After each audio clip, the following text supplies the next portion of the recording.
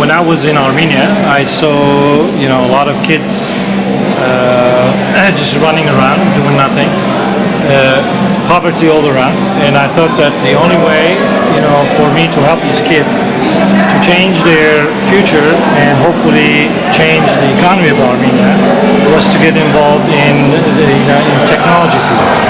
So that was the initial idea about opening. We've been working on this thing since the year 2000. I quit my job in the year 2000, and I got involved with the kids in Armenia. Of course, Armenia, I love Armenia, and I want to help people change their future and hopefully the future of the country over there. And since 2000, I've been thinking about what's the best way to change the future of these kids.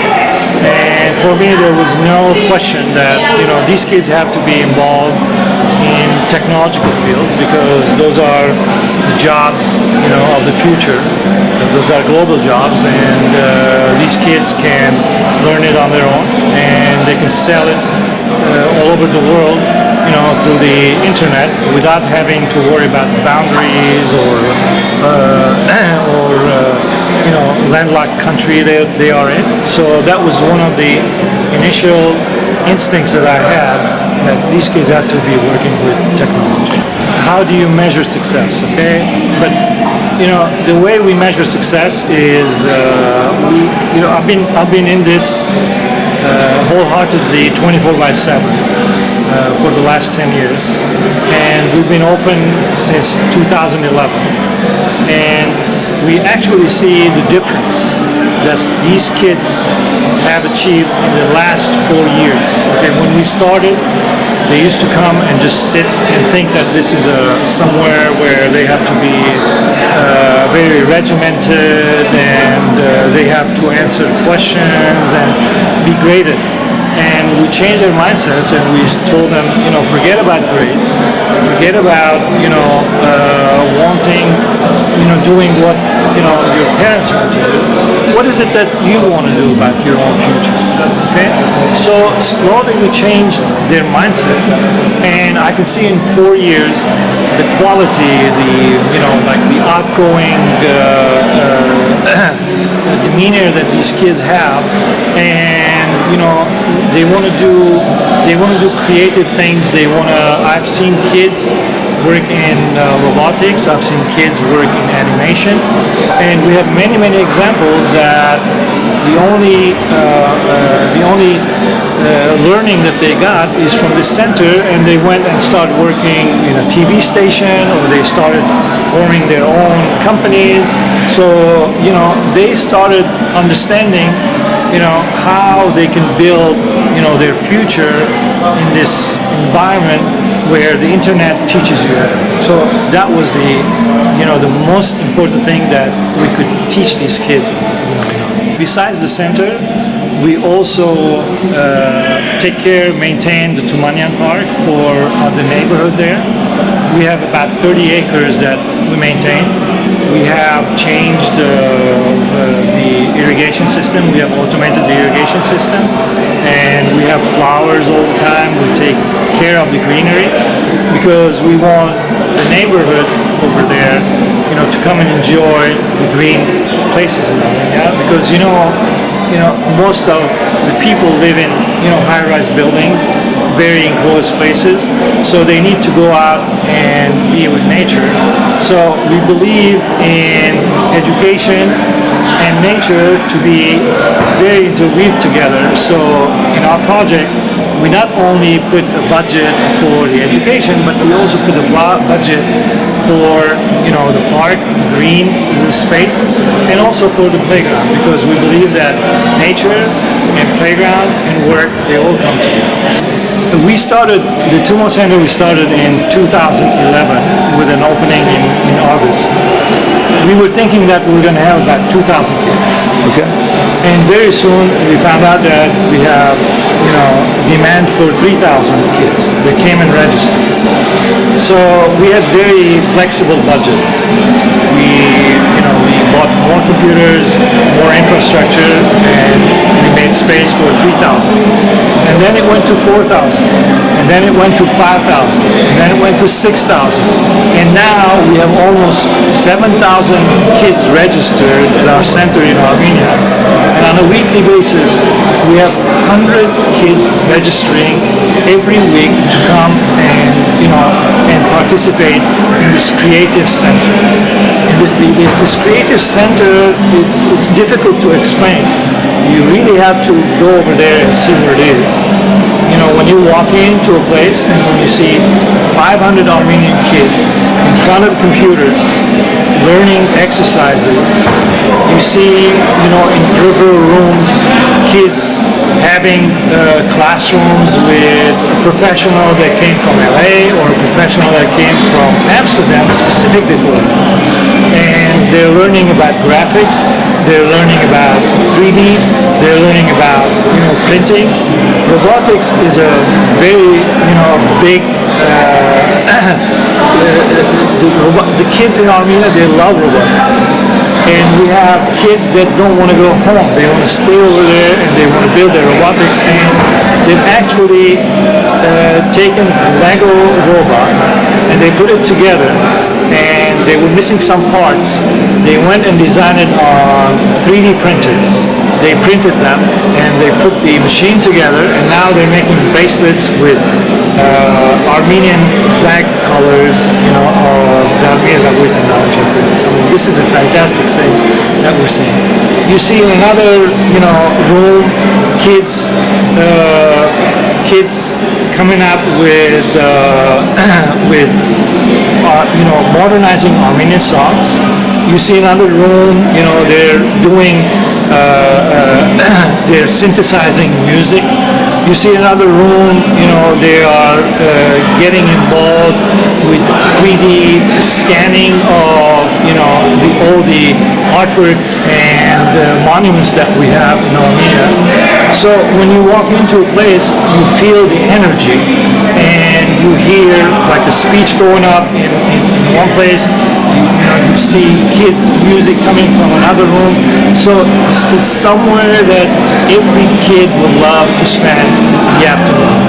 Is what is happening in Gyumri or Karabakh a duplication of what we have in Yerevan? Our idea, we have worked very hard to bring the cost of duplicating centers like this to about $20 per kid, per month. Which means that, in Armenia, we have about 65 to 70,000 kids who fall in that category. So if you take $20 per month and you multiply it, I think for about $15 million we can spread, centers like this around Armenia. And we have examples of centers like this in Dilijan that the Central Bank of Armenia is paying for it. HBU has partnered with us and we're opening, we have opened a place in Gyumri already for 1,000 kids, a temporary place. But the government of Armenia has given us the land, and the old theater in Gyumri. We're going to change that and we're going to modernize it. We're going to reconstruct it. And when we do that, we're going to have a capacity of 3,000 kids. And the theater, the old theater of Gyumri, once again becomes the cultural center of Gyumri. We do that, and when 3,000 kids, they go over there and they learn about robotics, they learn about cameras, they learn about all these new skill sets.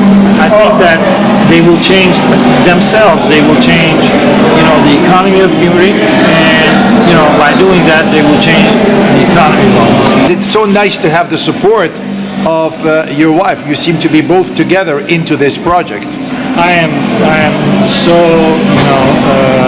lucky to have Silva as my wife. Both of us, we love to do this. We love to help the kids in Armenia. We love to see them succeed.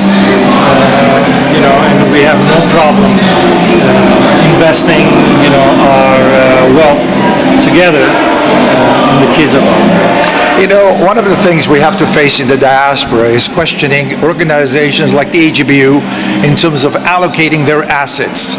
Some people say too much attention is being given to Armenia, the diaspora is left with no support, many schools are closing, as you know, in California. The question is, what can you say in terms of balancing act of an organization such as the AGBU, or even yourself, in terms of putting all our eggs kind of into Armenia? I think that at least in the United States, our community is very lucky that we have been very successful in these communities. And I don't think we need any more help from the headquarters. I think LA can take care of LA. You know, Chicago can take care of Chicago. New York can take care of Chicago. But I think all of us, as an Armenian community, we have an Armenia with 32% poverty, that we have to put all our efforts to make that community, that society, which is part of us, very successful like we are. I am very positive about the future of Armenia. There are a lot of naysayers out there, and stay away. You know, my philosophy in life is to stay away from negative people. Surround yourself with positive people. I have seen and lived with 24/7 with the current generation in Armenia. They are very smart kids, and given a platform that these kids can change the future of Armenia. We don't have to change the future of Armenia ourselves. They will do it themselves. They will fix their problems. They will have their own discourse. And the only thing they're lacking is guidance and investments from us in education. So I honestly think that, you know, we have so many successful professionals and industrialists in the diaspora. I hope that all of us can come together and work for one cause, and that cause being educating the future generation of Armenia. And we're not talking about a lot of money. We're talking about, you know, only, you know, $20-25 million a year that will give a big boost, okay, for Armenia. So if we have 1,000 friends of the education of Armenia who can pledge $1,000 to $2,000 a month, that's all we need. That's how easy it is to do. Hopefully, people that go to Armenia and visit TUMO Center will see what is possible in Armenia.